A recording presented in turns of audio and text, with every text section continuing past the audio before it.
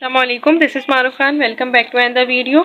I hope you all are doing well and make sure you all have subscribed to my YouTube channel. So last video में हम लोगों ने C4 mechanism तक किया था. आज हम लोग फोटो रेस्पिरेशन से स्टार्ट कर रहे हैं. फोटो रेस्पिरेशन, जैसे कि आपको नेम से पता चल रहा है कि फोटो रेस्पिरेशन मतलब रेस्पायर करेगा plant in the presence of light. Plant oxidise sugar in chloroplast during day time. Plant oxidise sugar का मतलब है कि प्लांट रेस्पायर करता है ड्यूरिंग डे टाइम में विदाउट प्रोड्यूसिंग ऑफ एनर्जी. और एटीपी जिसको हम कहते हैं वो होती है photo respiration like during time. Day time का मतलब है कि in the presence of light. इस प्रोसेस में कार्बन डाइऑक्साइड रिलीज होता है, ऑक्सीजन एब्जॉर्ब होती है लाइक एरोबिक रेस्पिरेशन में जैसे होता है. इसका मतलब ये होता है कि फोटो रेस्पिरेशन प्रोसेस है जिसमें रुबिस्को परफॉर्म करता है oxygenation instead of carboxylation. Like kelvin Benson cycle आपको याद हो तो आपको पता होगा कि रुबिस्को हमारे पास कार्बोक्सिलेशन परफॉर्म कर रहा था, लेकिन यहाँ पे फोटो रेस्पिरेशन में वो ऑक्सीजनेशन परफॉर्म कर रहा है इंस्टेड ऑफ कार्बोक्सिलेशन करता है. During photo respiration RuBP react करता है, ऑक्सीजन से प्रोड्यूस करता है 3 मॉलिक्यूल जिसको हम कहते हैं फॉस्फोग्लाइसरेट. 3 carbon compound. एक मॉलिक्यूल होता है ग्लाइकोलेट का जो 2 कार्बन कंपाउंड है. तो वो आरयूबीपी कितना होता है 5 कार्बन होता है. ऑक्सीजन से रिएक्ट किया, रुबिस्को एंजाइम आ गया ग्लाइकोलेट और 3 पीजीए जिसको हम फॉस्फोग्लाइसरेट बनता है वो ही बन जाता है. तो ये होता है फोटो रेस्पिरेशन जिसमें रुबिस्को ज्वाइन होता है ऑक्सीजन से इंस्टेड ऑफ कार्बन डाइऑक्साइड और परफॉर्म करता है oxygenation instead of carboxylation. Note on slime mould. So पूरा में नोट लिखना है. तो स्लाइम मोल्ड क्या होता है कि एक क्रीपी मास है लिविंग सब्सटेंस का. ये बिल्कुल एक अम्यूबा की तरह का होता है और हमारे पास इसकी जो कंसिस्टेंसी होती है वो ये होती है कि इसका एग वाइट होता है, इसका कलर येलो होता है. ये क्रीप मतलब कि क्रॉल कर सकता है फॉरेस्ट फ्लोर में, ऑब्टेन करता है अपना फूड बैक्टीरिया से. इसकी जो एम्बॉइड स्टेज होती है स्लाइम मोल्ड की उसको हम कहते हैं प्लाज्मोडियम. ये कंसिस्ट करता है साइटोप्लाज्म जिसमें हमारे पास बहुत सारे न्यूक्लियाई होते हैं, फूड वैक्यूल्स होते हैं, अनडाइजेस्टेड फूड होता है. लाइफ साइकिल स्लाइम मोल्ड की कंसिस्ट करती है सेक्सुअल भी और एसेक्सुअल रिप्रोडक्शन भी. अब हमारे पास क्वेश्चन नंबर 4 है. Why is ATP called energy current of biological system and describe carbon dioxide fixation in CAM plant. हमारे पास जो स्ट्रक्चर ऑफ एटीपी होता है ना ये होता है एडेनोसाइन ट्राइफॉस्फेट. मतलब क्या होता है कि इसमें हमारे पास राइबोस शुगर फॉस्फेट जो होते हैं वो 3 होते हैं और बाउंड कर रहे होते हैं एक फॉस्फेट ग्रुप से ट्राइफॉस्फेट. और एडिनोसाइन का मतलब है नाइट्रोजनस बेस होती है जिसको हम कहते हैं एडेनाइन. तो ये हमारे पास न्यूक्लियोसाइड होता है जो एडेनाइन नाइट्रोजनस बेस और फॉस्फेट शुगर से बनता है. एटीपी कॉमनली रेफर करता है एनर्जी कॉमनली रेफर करता है energy currency of the cell क्योंकि प्रोवाइड करता है हमारे पास एक एनर्जी इन द बॉन्ड में. So that's why between the second and the third phosphate group that's why we call के energy is commonly known as energy currency of the cell. Respiration occur होती है हमारे पास succulent plants में. उसमें क्या होता है कि जूसी होते हैं इनके roots like cacti pineapple and many others.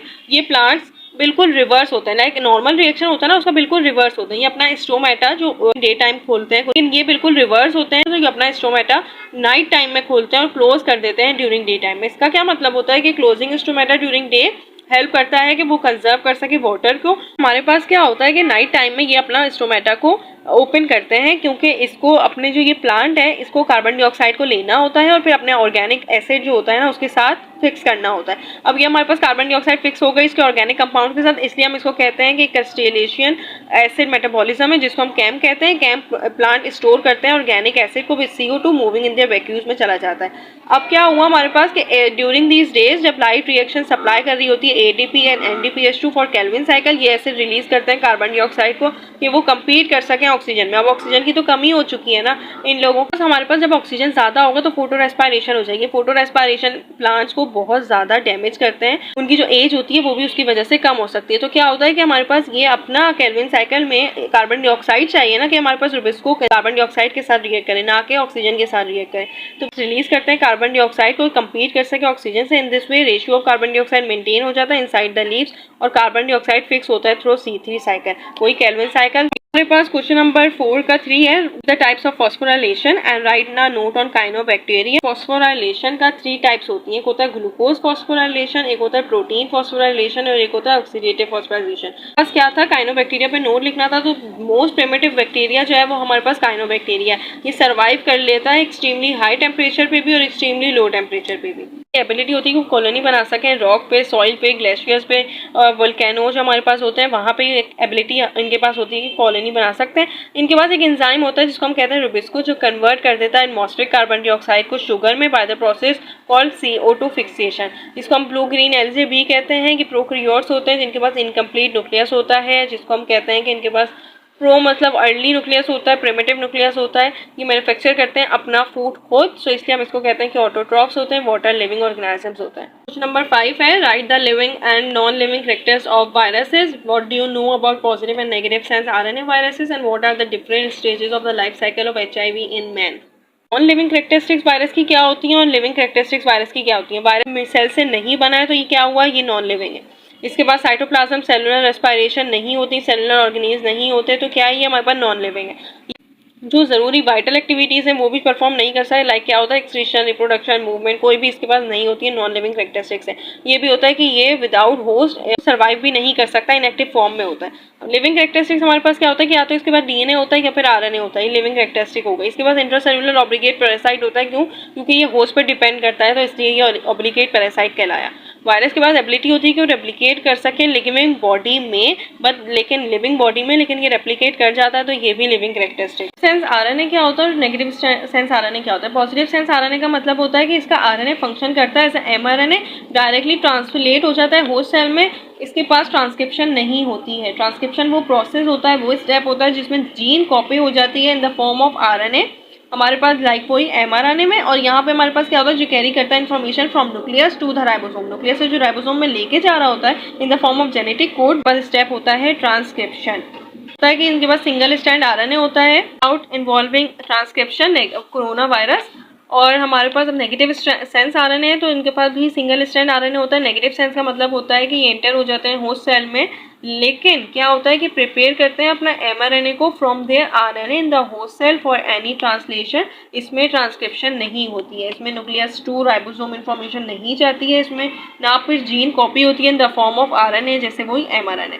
तो हमारे पास क्या होता है कि सिर्फ और सिर्फ ये डायरेक्टली कन्वर्ट हो जाता है ट्रांसलेशन में। ट्रांसलेशन वो प्रोसेस होता है जिसमें एमआरएनए अटैच हो जाता है राइबोसोम से, बट लाइक इसमें ही ट्रांसफर और राइबोसोमल आरएनए भी प्रेजेंट होते हैं, ट्रांसलेट कर देते हैं इन्फॉर्मेशन को, मतलब ट्रांसलेशन वही प्रोटीन सिंथेसिस में हेल्प करते हैं। तो ये रब्डोवायरस है हमारे पास, नेगेटिव सेंस आरएनए में इसकी एग्जाम्पल आती है। लाइफ साइकिल ऑफ एचआईवी हमें बतानी है, तो life cycle of HIV consist करते हैं फ्लोइंग स्टेजेस, सिविल स्टेजेस बतानी है। 2 नंबर्स का क्वेश्चन है। तो अटैचमेंट होती है पहले, फिर फ्यूजन होती है, रिवर्स ट्रांसक्रिप्शन होती है, इंटीग्रेशन होती है, रेप्लिकेशन, असेंबली और फिर बर्डिंग। सो ये हमारे पास लाइफ साइकिल होती है एचआईवी की।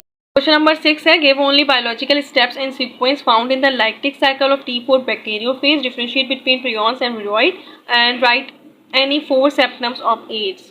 लैक्टिक साइकिल जो होती है हमारे पास बैक्टीरियोफेज की, T4 वायरस की, उसमें सिर्फ और सिर्फ हमें सीधा साइकिल के स्टेजेस बताना है। तो फेज अटैचमेंट होती है, जीनोम पेनिट्रेशन होती है, बायोसिंथेसिस होता है, रेप्लिकेशन होता है, फेज डीएनए का मैचुरेशन होता है, लाइसिस होता है और रिलीज कर जाता है फेज वायरस का।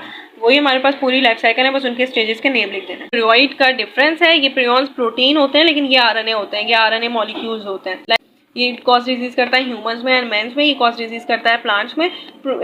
जो हमारे पास प्रियॉन्स हैं और विरियोइड है, viroid simple non envelope single strand RNA है, मैंने भी आपको बताया, लेकिन इसके पास कोई डीएनए और आरएनए नहीं है। तो ये 3 काफी हैं। अगर आप चाहें तो इसकी एग्जांपल भी लिख सकते हैं कि ये हमारे पास डिजीज शीट में कॉज करता है, विरियोइड हमारे पास प्लांट्स में बहुत सारे इन्फेक्शन कॉज करता है। हमारे पास अब था कि एचआईवी के सिम्टम्स बताने हैं। तो in the beginning of HIV infection symptoms appear होते हैं लाइक फ्लू, फीवर, हेडेक होते हैं। नेक्स्ट स्टेज में इम्यून सिस्टम वीक हो जाती है क्योंकि डिस्ट्रक्शन होती है टी लिम्फोसाइट्स की। सिम्टम्स इसके ये होते हैं कि वेट लॉस होता है, डायरिया होता है, नाइट स्वेट होता है, डिमेंटिया का मतलब जो मेमोरी है वो लॉस हो जाती है। सो ये इसके हमारे पास सिम्टम्स होते हैं। So that's it. If you have any query regarding this question answer, so let me know. Inshallah, I will tell you and solve your query. And if you like this video, then share with your friends too. Next video में हम लोग इसके आगे से continue करेंगे। अल्लाह हाफिज़।